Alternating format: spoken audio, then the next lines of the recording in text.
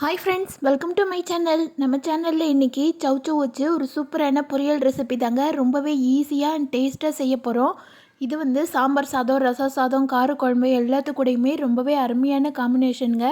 இதோட preparation time பார்த்திங்கன்னா just 5 மினிட்ஸ்க்குள்ளே செய்திடலாம். வாங்க இது சட்னி எப்படி செய்கிறதுன்னு பார்க்கலாம். கடையை சூடு பண்ணிவிட்டு 2 ஸ்பூன் அளவு எண்ணெய் சேர்த்துக்கலாம். அதில் 1 ஸ்பூன் அளவு கடுகு உளுந்த பருப்பு போட்டு பொரிய விட்டுடலாம். கடுகு நல்லா பொரிஞ்சு வரட்டும். கடுகு பொரிஞ்சு வந்தோடனே 1 ஸ்பூன் அளவு உளுந்தப்பருப்பு, முழு உளுந்தப்பருப்பு சேர்த்துக்கோங்க. 1 ஸ்பூன் அளவு கடலைப்பருப்பு சேர்த்துட்டு லோ ஃப்ளேமில் வச்சு நல்லா வறுத்துக்கோங்க.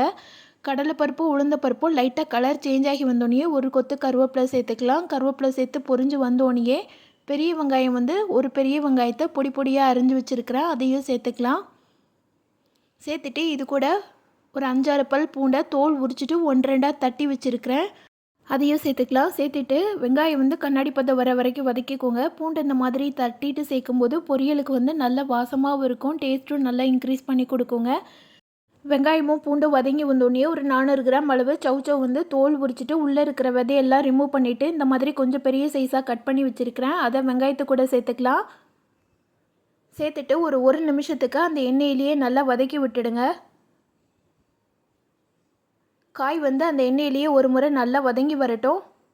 இந்த மாதிரி செய்யும் போதுமே பொரியலுக்கு வந்து டேஸ்ட்டு ரொம்பவே நல்லா இருக்குங்க. ஒரு முறை காயை வந்து நல்லா வதக்கிட்டு செஞ்சோன்னா டேஸ்ட்டும் மனமும் அருமையாக இருக்கும். அதனால் காயை வந்து வதக்கிட்டு அதுக்கப்புறமா வேக வைக்கலாம். காய் வதங்கி வந்தோடனே 3 கைப்பிடி அளவு தண்ணி தெளிச்சுக்கோங்க. சௌச்சௌ வந்து தண்ணி காயின்றதுனால தண்ணி வந்து ஜாஸ்தி சேர்க்கக்கூடாது. ரொம்ப சேர்த்திங்கன்னா காய் வந்து குழையிறதுக்கு சான்ஸ் இருக்குது. அதனால் தண்ணி தெளித்து விட்டு தான் வேக வைக்கணும். காயில் வந்து 1/4 அளவு தண்ணி தெளிச்சுட்டு காய் வேகிறதுக்கு தேவையான அளவு உப்பு சேர்த்துக்கோங்க. உப்பு சேர்த்துட்டு எல்லாத்தையும் நல்லா ஒரு முறை கலந்து விட்டுடுங்க. தண்ணியோட அளவு பார்த்திங்கன்னா இந்த அளவுக்கு தான் இருக்கணும். ஜாஸ்தி சேர்த்திங்கன்னா காய் வந்து கண்டிப்பாக குழஞ்சிரும். எல்லாத்தையும் நல்லா பரட்டி விட்டுட்டு ஒரு லிட் போட்டு மூடி வச்சுருங்க. மீடியம் ஃப்ளேம்லேயே வேகட்டும். இடையில திறந்து காயை கிளறி விடணும். இந்த காய் வேகிறதுக்கு ஓவராலாக பார்த்திங்கன்னா 5லேருந்து 6 நிமிஷத்துக்குள்ளேயே வெந்துருங்க. காய் வேகிறதுக்குள்ளே தேங்காய் அரைச்சிட்டு வந்துடலாம். 2 கைப்பிடி அளவு தேங்காய் எடுத்துக்கோங்க. அதில் 1/2 ஸ்பூன் அளவு சீரகம் சேர்த்துக்கோங்க. பெரிய பச்சை மிளகா, ஒரு பச்சை மிளகாவை 2ஆக கிள்ளி வச்சுருக்கிறேன், அதை சேர்த்து மிக்சியில் கொஞ்சம் கொரப்பாக அரைச்சி எடுத்துக்கலாம். இப்போ இடையில காயை வந்து கிளறி விடலாம். அப்போ தான் காய் வந்து ஒரே ஈவனாக வெந்து வரும். காய் நல்லா வெந்துட்டு தண்ணி எல்லாம் சுத்தமாக வற்றி வந்ததுக்கப்புறமா நம்ம அரைச்சி வச்சுருக்கிற தேங்காய் பேஸ்ட்டை சேர்க்கலாம்.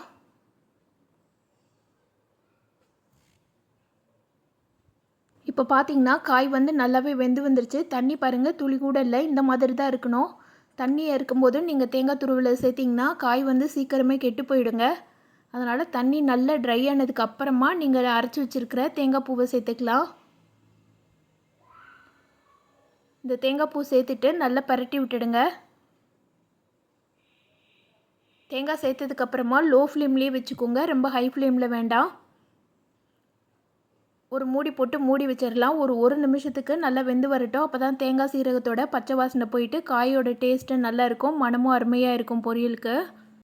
அவ்வளோதாங்க. 1 நிமிஷம் கழித்து திறந்து பார்த்திங்கன்னா சூப்பரான சௌச்சௌ பொரியல் ரெடி ஆயிடுச்சு. இதை செய்கிறது ஓவராலாக 5லேருந்து 6 நிமிஷம், இல்லை மிஞ்சி போனால் ஒரு 10 நிமிஷத்துக்குள்ளேயே செய்திடலாங்க. காய் நறுக்கிற டைம் மட்டும்தான் ஆகும். செய்கிறது பார்த்திங்கன்னா ரொம்ப ஈஸி, ஆனால் டேஸ்ட்டு பார்த்திங்கன்னா அவ்வளவு அருமையாக இருக்கும். இதை கடைசியாக இறக்குனதுக்கப்புறமா கொஞ்சமாக கொத்தமல்லி தூவி இறக்கிட்டிங்கன்னா நல்ல மணமாக இருக்கும். இந்த டேஸ்ட்டான சௌச்சௌ பொரியலை நான் சொன்ன மெத்தடில் நீங்களும் உங்கள் வீட்டில் செய்து பாருங்கள். செய்து பார்த்துட்டு எப்படி இருந்துச்சுன்னு சொல்லிட்டு கமெண்ட் பண்ணுங்கள். இந்த வீடியோ பிடிச்சிருந்ததுன்னா இந்த வீடியோக்கு லைக் பண்ணி சேனலை சப்ஸ்கிரைப் பண்ணிவிடுங்க. Thank you friends.